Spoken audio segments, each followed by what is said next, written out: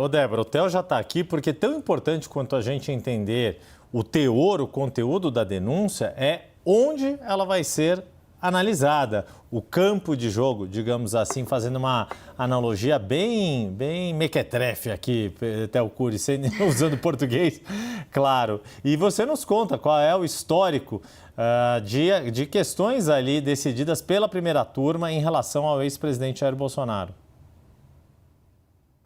Vamos lá, entre outras derrotas, e assim, a expectativa, a principal expectativa é para que essa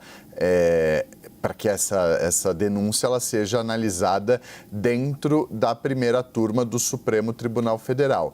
É uma turma que é composta por 5 ministros, entre eles Alexandre de Moraes, mas também Cristiano Zanin, Carmen Lúcia, Flávio Dino e o próprio ministro Luiz Fux. São todos os 5 ministros que participam dessa turma no Supremo Tribunal Federal. Lembrando que o Supremo tem 11 ministros, eles se dividem em 2 colegiados e no plenário. O plenário tem os 11 ministros, o presidente do Supremo Tribunal Federal, independentemente de quem ele seja, ele não participa nem da primeira turma nem da segunda, e 5 ministros se dividem entre a primeira e a segunda turma.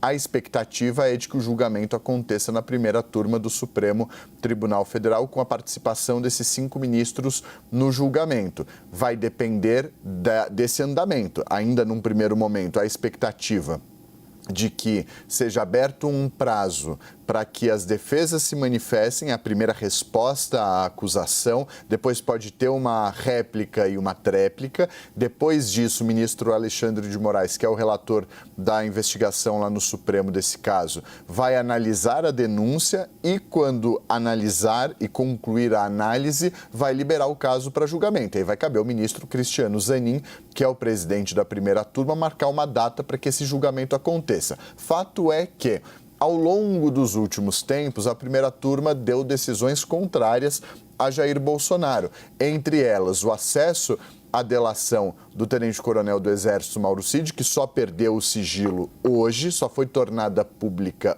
hoje, nesta quarta-feira, que estava em sigilo. Mais de uma vez a defesa de Bolsonaro tentou acesso a essa delação, não conseguiu, não só por decisão individual do ministro Alexandre de Moraes, mas também por decisão colegiada desses 5 ministros que participam, desses outros 4 ministros, além de Moraes, que participam da primeira turma do Supremo Tribunal Federal, e também a decisão que decidiu manter a proibição e a retenção, a proibição de viajar para o exterior e a retenção do passaporte de Jair Bolsonaro. A turma foi quem impôs também essa derrota a Jair Bolsonaro, para além de uma decisão individual do ministro Alexandre de Moraes. Tudo muda quando muda-se também a composição de uma turma. Para se ter uma ideia, anos atrás, em 2018, a primeira turma favoreceu Jair Bolsonaro. Era um outro Supremo com uma outra composição e com uma primeira turma com outra composição.